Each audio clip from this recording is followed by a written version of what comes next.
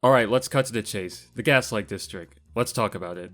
I have some opinions on this pilot, and to be transparent, I went back and forth on whether I would even make this video or not. Mostly because in my fashion, the script, original draft of the script at least, became a lot more pedantic, going on about weird side topics that really stretched out the video's runtime, and would sort of dilute from the general point of the video. Which was not only talking about this pilot, but also sort of going over my opinions on glitch and their standing within the indie animation space and animation community at large. So I'll try and truncate that as much as I can. To make a short version, I generally do appreciate glitch as an entity and what they're doing for like the indie animation space. I still find it funny that the founders of the studio, Luke and Kevin, are also the creators of SMG4, which probably isn't too much of a surprise if looking at their stuff and what they make and how SMG4, at least when the last time I watched it, I haven't watched it in a long time, how that was also written. There is some similar crossover.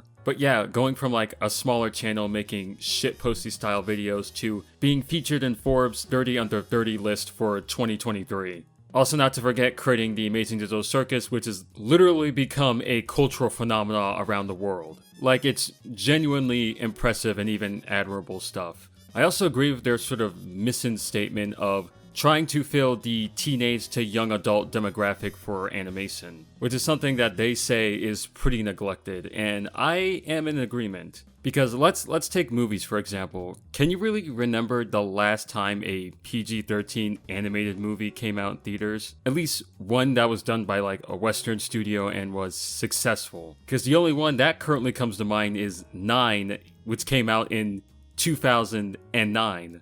And even then, that movie really didn't do that amazing at the box office either. Because it really does annoy me, at least when it comes to the theatrical side of things, but it also extends to the TV side of things as well. That executives and studio heads are like afraid to make something that's like one rating higher. Especially considering that a lot of PG-13 movies and even PG movies don't really feel that different outside of stuff like swearing and slightly more gratuitous violence and maybe darker, serious themes. Like, take a look at every mainstream MCU movie or DCEU movie. There's nothing really in those films that's like super objectionable towards a younger audience. Which is why when I go see a lot of those movies, there are a decent amount of kids in the audience. So I don't think you're going to be losing a whole lot when you make that jump. I mean, just look at the success of anime over the past 6, 7, 8 years. With stuff like My Hero Academia, JJK, and now recently Dandadan. You can make a good argument overall that anime as a whole has taken over the teenage to young adult demographic. So yeah, overall I approve of Glitch's decision to try and zero in on this demographic. And clearly, just judging from their view counts and subscribers,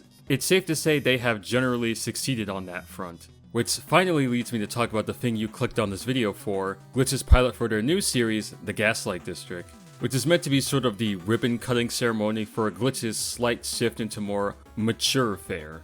With this and their next series coming out, I think near the end of this year, titled The Knights of Guinevere, which will be their first 2D animated series created by Danse, who is the creator of The Owl House, and that whole thing is a story for another day. Alright, okay, I'll finally talk about the pilot. I want to start this off with some immediate glazing. This show really is a feast for the eyes. I think it's safe to say at this point that Into the Spider-Verse was a general net positive for the animation world. You know, as long as we ignore that one thing the sequel puts animators through, just put that away for a second. Ever since its release, 3D animated projects overall have gotten a lot more visually diverse, and I think we've been better off for it. While this isn't to say there haven't been 3D projects before Spider-Verse that have experimented with visuals or design in some way, shape, or form, I think we can all agree the cultural success of that movie was what pushed a lot of people to finally take the plunge into this new era of visual experimentation. And what's also funny is that even after all these years we've been having this renaissance, we still haven't collectively found a name to describe it. I've heard some call this the 3D 2D hybrid model, I've seen others say this is the Spider-Verse effect, but I think that's more so in terms of Spider-Verse's influence rather than the style itself. For me personally, I call it hyper-stylized 3D animation, and the Gaslight District is another addition to that family. It's very clear from the jump this project is taking massive influence from Nightmare Before Christmas and other Henry Selick projects like Coraline. But also when watching this pilot, I also see a little bit of like Bloodborne, Majora's Mask, Rayman Legends, Rayman 3, mixed with the frenetic nature of Studio Trigger. And that last comparison is important, because I cannot see that opening road chase sequence and not think of something like Panty and Stocking or Dead Leaves. Same goes for that one moment when this character Diligence shows up and he basically murders one of their own troops, which gave me immediate flashbacks to Kill la Kill in its first episode. I mean, Paradise Lost does remind me a lot of Hanoji Academy, at least just from the aesthetic of it. I mean, the more I think about it as a whole, this pilot is so Studio Trigger Gainax coded in so many areas. I honestly wasn't expecting the show to be so aesthetically up my alley, but I am happy this pilot won me over, at least design-wise. I know some people out there wish the original art style of the teaser was kept in, but I think this choice they went with in the finals really sells the idea of what they're going for. What's also nice is that according to some behind-the-scenes videos, Part-Time Seagull, who also goes by Nick and is the creator of the Gaslight District, gave a lot of creative freedom to the animation team, letting them experiment and even adding details that weren't included in the final storyboards. And since the show's digital camera was around 100mm in focal length, this meant that the animators also had to get very creative with positioning and framing of the characters, leading to some insane looking shots that are honestly just screensaver worthy.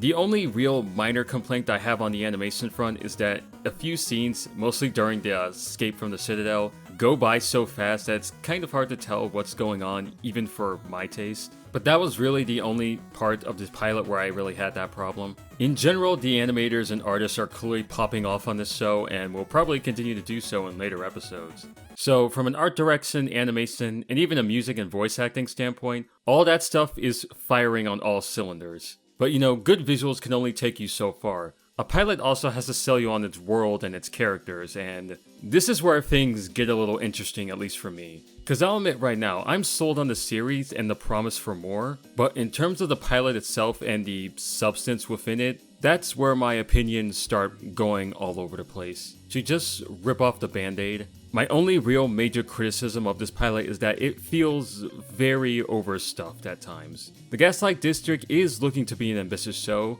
and for that, I can appreciate it, but I think that ambition, at least for this pilot, caused certain aspects to fall a little short for me. Since the Gaslight District is looking to be a lore-based, plot-driven series, a whole lot of this pilot is just setting things up for the future, which isn't totally out of the ordinary for a pilot to do that, but I think it's how much stuff it's setting up is where I think the issue starts to lie. Because this pilot has to set up the main premise for the series, introduce us to the Smiling Dead and how they operate, how each of them play off each other. Then it also has to set up Ken and Mel's relationship, these characters by the way. Then there's a heist which introduces us to the Virtue Core, a whole new set of characters that kind of just come and go and we don't get a whole lot of explanation for them. Then there's this angel crow lady at the top of the tower who rants about a prophecy. And then the final act where it ends on a cliffhanger.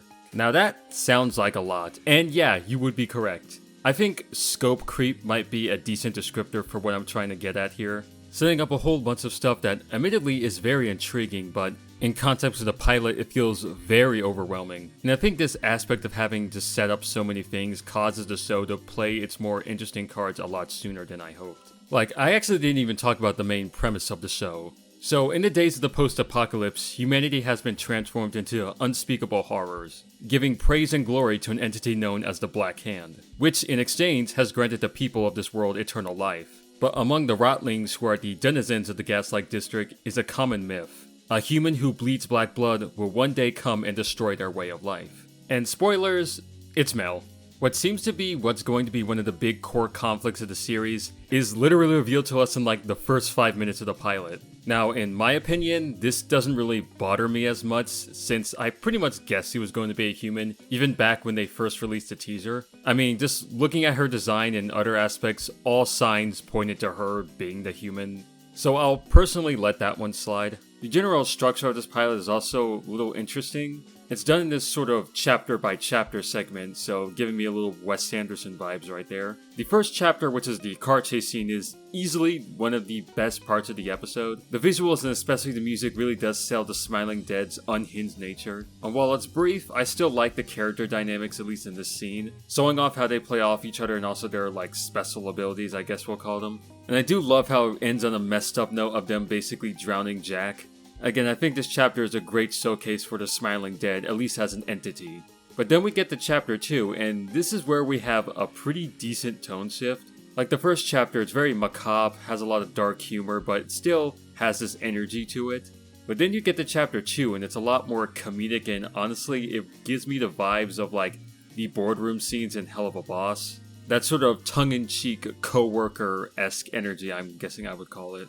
It's very much a stark contrast tone-wise from how the first chapter went down, and I can understand viewers being very off-put by this sudden tone change. And maybe this is just me, but when I was watching the pilot for the first time, I thought this chapter was going to be a flashback of sorts. Like the rest of the pilot from here on out was going to be them retelling the events of how they decided to kill Jack. Which, if I were to be honest, I personally would have preferred if the pilot did go in that direction. You know, a much smaller stakes plot, while still having a lot of character dynamics and also getting to know their environment. Honestly, tone is a big thing in this pilot. Like when they're all escaping the Citadel from the Angel and the Virtue Core, you have the Angel Goddess basically going on a rant about the prophecy, but then you have Breadhead basically going super macho mode, and the music is also like very uncaring to what's going on, so it gives off this sort of disconnect. Which, I'm pretty sure that's intentional, like it's Breadhead just doesn't care about what's going on, but I also think it's sending mixed signals about like, am I supposed to take what the Angel's saying seriously, or is there like a secret layer joke of like, oh, boring odd dialogue, I'm not gonna care. Again, it's one of those weird moments from the pilot that just sticks out to me. If you can't already tell by maybe the audio change, I'm recording this a few days after I recorded the original dialogue. I don't know where I'm gonna put this section, but this is just me sort of going and explaining some of my other thoughts in detail. But that does actually make me want to talk about Mel for a little bit. She's a loose cannon who basically wants to be one of the boys, and as a result, ends up becoming sort of the shit stirrer of the group, which gets on the nerves of Ken, her adoptive father, who desperately tries to plead with her not to cause chaos and stay out the way.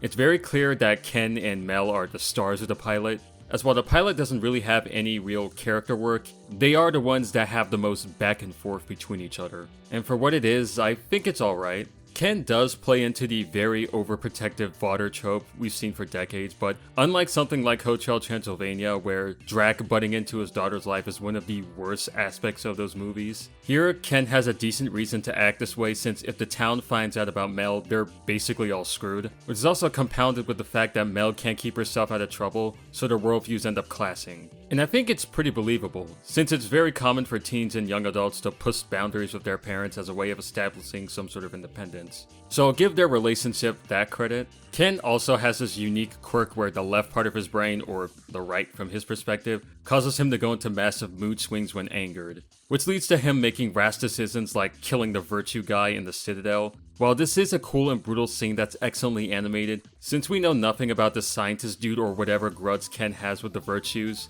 outside of the few hints that are given, it's a scene that kind of feels out of place, especially since we still don't fully understand what the Virtues are all about or the true extent of their horrors. That is, if you didn't sit down and translate these runes, which I'll get to that later. Also, the Virtues operate out of a place called Paradise Lost, which seems to be located near heaven, at least I think. Now I can already hear people typing on their keyboards. Wow, another indie animated series with religious iconography and undertones? Like, come on, get more original. Like, I'm not saying you can't say this or that you can't have, like, be annoyed by it. I'm just trying to be tongue-in-cheek here. But yeah, as of right now, Mel and Ken are definitely the strongest characters of the show. Mostly because they're the only characters so far that have any sort of dynamic with each other. I will admit that Ken's mood swings and overprotective nature could potentially provide some good drama in future episodes. Which leads us to the other two members being Mud and Breadhead. I honestly don't have really anything to say much about Breadhead. He basically serves as the group muscle who listens to whatever Ken says. What's also interesting is that Ken says during the car chase in the beginning that Breadhead was once a bun in the oven, and he does refer to himself as Papa when speaking to him. implying that Ken physically made him, which does have some interesting implications. Breadhead overall reminds me of Lurch from the Addams Family, but if that's maybe too old for you, I'm guessing a more modern comparison would be King Sark in his interpretation in a lot of Suicide Squad media. Not really dumb, but just slow on the uptake. And then there's Mud, who honestly I wish got more screen time, as he does have the potential to be a fun character. A sleazy slimeball of a sniper with a penchant to blast people's heads off with not a single hint of regret. It's a character archetype I'm down for, and this brief interaction with this one guard during the heist implies at least some intriguing backstory. But unfortunately, we don't get to see him interact with many other characters in this pilot. There's this one interesting moment where he tries to coerce Mel into working for him over Ken. I could potentially see in future episodes him trying to egg on Mel to do more outrageous things for the benefit of himself and to potentially piss off Ken, for whom he seems to have a tenuous business relationship with. I mean, he apparently sleeps in the freezer, which leads me to talk about another nitpick I have with this pilot. The Smiling Dead is meant to be a crime family, but when rewatching the pilot, I had this question of, what does this crime family do on like the day-to-day basis? Because as far as we know, the only criminal things that they do are silencing people who see Mel bleed. Which, yes, icing witnesses who are probably just average people is pretty bad. Average by this world standards. But outside of that, we really don't know what else this family has been involved in, because as far as we know, all the stuff they've been doing has been revolving around protecting Mel. And the thing I haven't mentioned before is that Ken is the only one who knows that Mel is a human. So when it's mission time, he kinda has to bullshit an excuse so that the others will go along with it. And I do think that is a neat story concept of Ken having to keep up this facade for as long as he can. One of the main premises for the series is lying and deceiving, so hey, that fits. Which makes me want to bring up one last thing. This show is called the Gaslight District. Yes, you know. And while that title probably refers to the gaslight lamp because, you know, the Victorian aesthetic, what if the tactic of gaslighting, you know, making people question their own sanity, what if that's going to be a core aspect of how this story is told? Like, what if the events of the story in future episodes or even this pilot are not fully accurate, like some unreliable narrator type stuff? As I said before, one of the taglines is lying and deceiving, so who's to say that the story can't do that as well? Now, there's nothing in the story currently that suggests that's a possibility, but you know, anything could happen. We still don't know much about the Black Hand and how much influence it has on its people, whether it's even alive or not, nor do we know the relationship between the angels and the virtues. It seems that Mel knows about the angels because the way she looks at them, or maybe not, I don't know. As I said before, the Gaslight District really is setting itself up to be a show where world building and lore is going to be taking center stage. A stark contrast to the Amazing Digital Circus, which is more episodic adventures, despite initially in the beginning we were thinking that show was going to be more lore driven because of the hints and all that stuff. And I've already seen YouTube videos and Twitter and Tumblr posts going through and decoding the hidden messages found in stuff like the impact frames, the backgrounds, all that sort of stuff. And I also see a lot of people thirsting for Mel on my timeline, so Glitz clearly knows what they're doing with this show. And you know what? Game respect game. This is definitely going to be one of those shows where the lore heads are going to go absolutely nuts every episode. And while I'm fine with lore and Easter eggs in my shows, I hope this doesn't become a series that becomes solely reliant on these hidden messages and cryptic Easter eggs. Like, if there's going to be super important information, I hope it gets explained, like, verbally in detail, rather than kept the cryptic messages in the background that only a handful of people will know about. Overall, I am looking forward to the future of the Gaslight District. While I do have some minor critiques for this pilot, I still overall loved what I watched. And to be honest, a lot of the things I'm complaining about I should put a giant asterisk behind because since this is going to be a series, at least so far right now, we are going to be getting more episodes. So future episodes could basically change everything I'm complaining about. The pilot overall reminds me of another animated series I watched last year. The Netflix series Gentry Chow vs. the Underworld. Just like the Gaslight District, Gentry's first few episodes are filled to the gills with exposition, lore, and characters doing things that feel incredibly sudden, given how early in the series it is. I remember watching the first episode and getting so much whiplash at how much stuff was happening in such a short time frame. Literally feeling like 2 episodes stitched together, and I think that first episode was like 25 minutes long. Around the same length as this pilot. And while the next few episodes of that series were a little better, I still feel it suffered from this feeling of too much stuff, too little time. Almost like the showrunners knew Netflix wasn't going to grant them a second season because, of course, it's Netflix. So they threw in everything and the kitchen sink into this one 13-episode season. which if this was a series greenlit by a network and it had like a 20 episode order, it probably would not have gone down this way. But going back to the point, a lot of Gentry's early episode chaos reminded me of this pilot and vice versa. Putting character dynamics on the back burner while focusing on world building and setting up aspects that might make sense later. The potential benefit of this approach is that while you front-load your audience with mysteries and lore bombs, the latter half of the show could have a better focus on the characters now that the previous stuff has been established. But only time will tell. The Gaslight District is a series I'll keep my eye on. Since I basically watch everything Glitz puts out at this point, and I've probably bought the Mel Plus, the pilot overall made a very frenetic but entertaining first impression. Even though I personally feel the pilot does come off more as a proof of concept or a short film rather than the first episode. But if the next handful of episodes slow down and we really get to know the characters and the world at a much more steady pace, then I think the show will turn out alright. I know this video might be coming out a lot later than others, but the more I watched the pilot, the more opinions I had, so, which hey, if I'm thinking about this pilot so much, that's probably a good thing. Basically, it's par for the course for me, so do the algorithm YouTube growth things, and I'll see you in the next video.